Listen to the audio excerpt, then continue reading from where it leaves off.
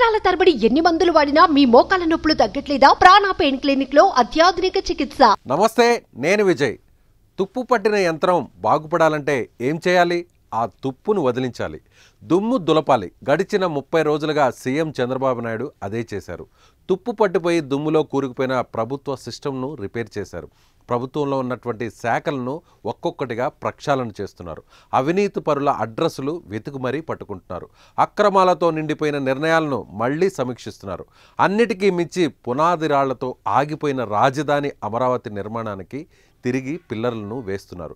అభివృద్ధి అనే పట్టాలు నిర్మించి సర్కారు ఆ ట్రాక్లోకి ఎక్కించే ప్రయత్నం చేస్తున్నారు చంద్రబాబు. తన అనుభవాన్నంతా ఉపయోగించి రాష్ట్రానికి ఆర్థిక సామర్థ్యం పెరిగేలా చేస్తున్నారు. అన్నిటికీ మించి ఎన్నికల్లో ఇచ్చిన మొదటి మాటలను నిలబెట్టుకొని ఓటరు ముందు నిజాయితీని చాటుకుంటున్నారు. ఇది ఈ 30 రోజుల్లో చంద్రబాబు సాధించిన విజయం. దీని కొందరు CBN 4.0 అంటున్నారు. మరికొందరు మాత్రం చంద్రబాబు అంటే అది లెక్క అంటూ మాట్లాడుతున్నారు.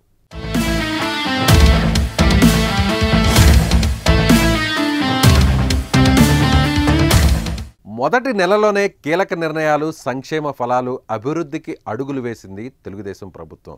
నెల రోజుల పాలనలో తనదైన మార్కును చూపిస్తూ నిర్వీర్యమైన వ్యవస్థలను సరిచేస్తున్నారు. గాడి తప్పిన రాష్ట్రాన్ని తిరిగి దారిలో పెట్టేందుకు ఒక్క క్షణం కూడా విశ్రమించకుండా ముఖ్యమంత్రి చంద్రబాబు పనిచేస్తున్నారు. ప్రజారంజక పాలనే లక్ష్యంగా ముందుకు సాగుతున్నారు. మిత్రపక్షాలు జనసేన, బీజేపీతో కలిసి ప్రభుత్వాన్ని విజయవంతంగా నడిపిస్తున్నారు. ఈ నెల రోజుల్లో ఎన్నికల్లో ఇచ్చిన హామీల్లో కొన్నింటిని అమలు చేయడంతో పాటు రాష్ట్ర అభివృద్ధికి కీలక నిర్ణయాలు తీసుకున్నారు చంద్రబాబు. అధికారం చేపట్టాక ఇచ్చిన హామీలను మర్చిపోలేదు చంద్రబాబు. ఏ మాత్రం ఆలస్యం చేయకుండా బాధ్యత చేపట్టిన తొలి రోజే 5 కీలకమైన ఫైళ్లపై సంతకాలు చేశారు.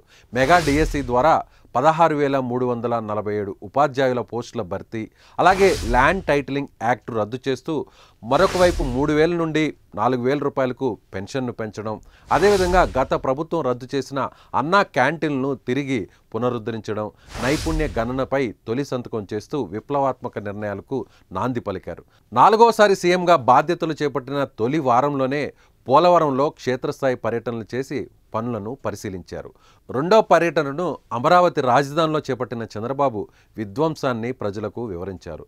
రాష్ట్ర రాజధానికి పునర్వైభవం తీసుకొచ్చారు.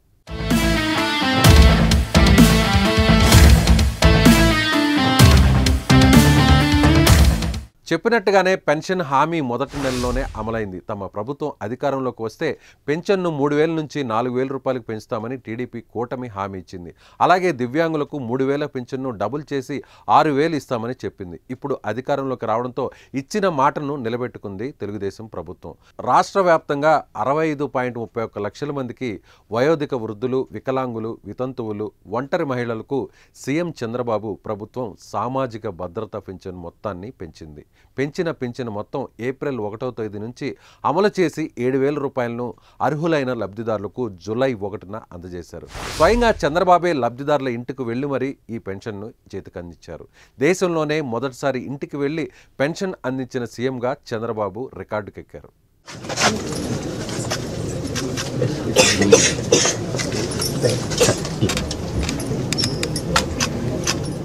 గత వైసీపీ సర్కారులో ఇసుకపై తీవ్ర విమర్శలు వచ్చాయి. అనేక మంది ఇబ్బందులు ఎదుర్కొన్నారని, నిర్మాణ రంగం కుదేలైందని ఆరోపణలు వెల్లువెత్తాయి. వీటికి చంద్రబాబు సర్కార్ చెక్ పెట్టింది. ఉచిత ఇసుక విధానాన్ని అమల్లోకి తీసుకొచ్చింది. అలాగే వివాదాస్పదంగా మారిన ల్యాండ్ టైటిలింగ్ యాక్ట్ రద్దయింది. రైతుల పాస్ పుస్తకాలపై జగన్ ఫోటోను తొలగించి రాజముద్రతో పాస్ పుస్తకాలను అందజేతకు సన్నాహాలు చేపట్టారు. మచిలీపట్నంలో దివ్యాంగురైన సీమా పర్వీన్కు నిబంధనల పేరుతో పెన్షన్ తీసేసిన గత ప్రభుత్వం నాడు దీనిపై ట్విట్టర్లో సెల్ఫీ ఛాలెంజ్ చేసిన చంద్రబాబు సీఎంగా బాధ్యతలు చేపట్టాక సమస్యను గుర్తుంచుకొని జిల్లాలోనే మొదటి పెన్షన్ను పర్వీన్కు అందేలా అధికారులకు ఆదేశాలు అందించారు.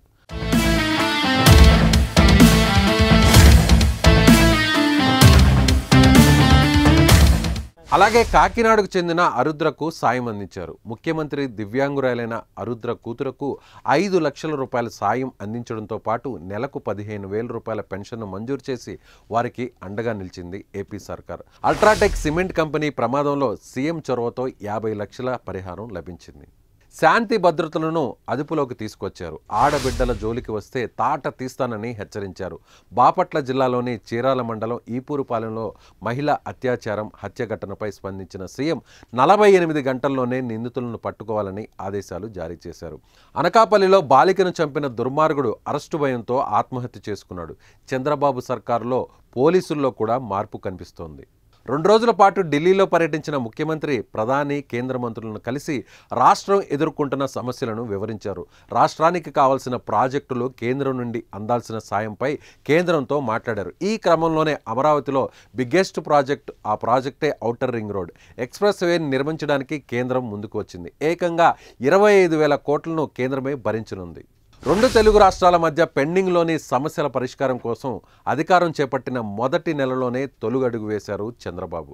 తెలంగాణ సీఎం రేవంత్ రెడ్డితో కలిసి సమస్యలను పరిష్కరించుకుందాం అని లేఖ రాశారు. తెలంగాణ సీఎం కూడా చర్చలకు ఆహ్వానించడంతో హైదరాబాద్లో రేవంత్తో భేటీ సమస్యలపై చర్చించారు. 30 రోజుల్లోనే పెట్టుబడిదారులను కూడా చంద్రబాబు ఆకర్షించారు. ఏపీలో బీపీసీఎల్ రిఫైనరీ ఏర్పాటుకు అడుగుపడింది.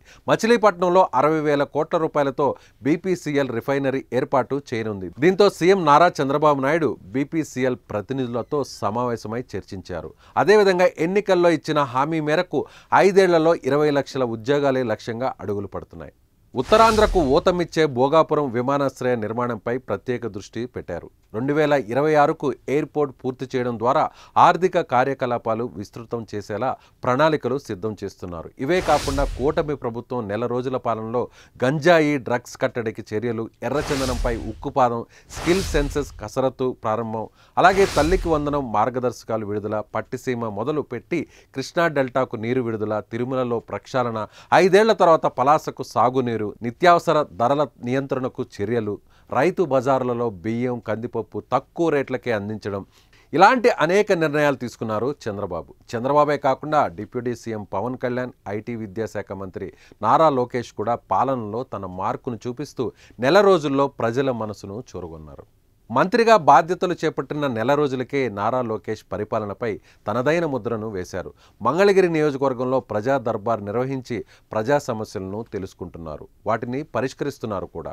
ఒక్క వాట్సాప్ మెసేజ్తో సమస్యలు పరిష్కరిస్తున్నారు లోకేష్. వికలాంగ విద్యార్థులు ఎదుర్కొంటున్న సమస్యల పరిష్కారానికి ప్రత్యేక జీవోను జారీ చేయాలని ఆయన ఇటీవల అధికారులకు ఆదేశించారు. ఇలా తన ఆదేశాలతో దివ్యాంగ విద్యార్థుల జీవితాల్లో వెలుగులు నింపారు. ఉచిత ల్యాప్టాప్లను కూడా స్వయంగా అందించారు లోకేష్.